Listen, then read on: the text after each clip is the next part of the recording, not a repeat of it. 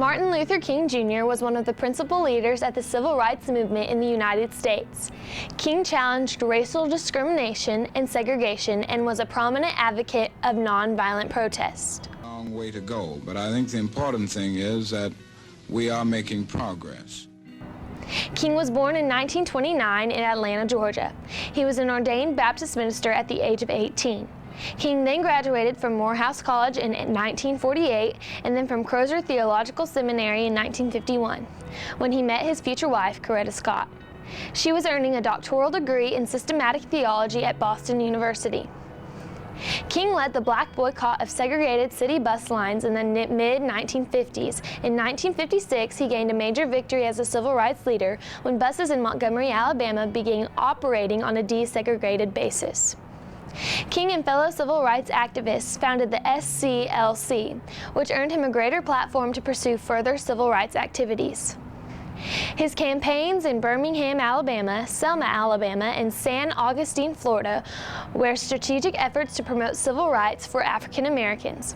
During these protests, hundreds of marchers were assaulted, arrested, and jailed.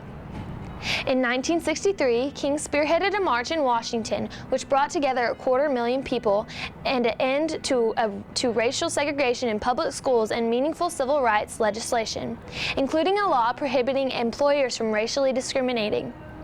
In 1964, Martin Luther King Jr. was awarded the Nobel Peace Prize. King and the SCLC attempted to organize a march from Selma, Alabama to the state capital of Montgomery, Alabama. The demonstration was aborted due to violence against the participants. This was a major turning point in an effort to garner public support for the civil rights movement. King's plans for a Poor People's March on Washington was interrupted when he took a trip to Memphis, Tennessee in order to support sanitation workers who were on strike.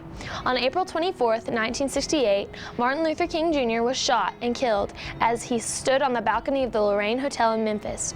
James Earl Ray, a career criminal, pleaded guilty to the murder and was convicted shortly thereafter.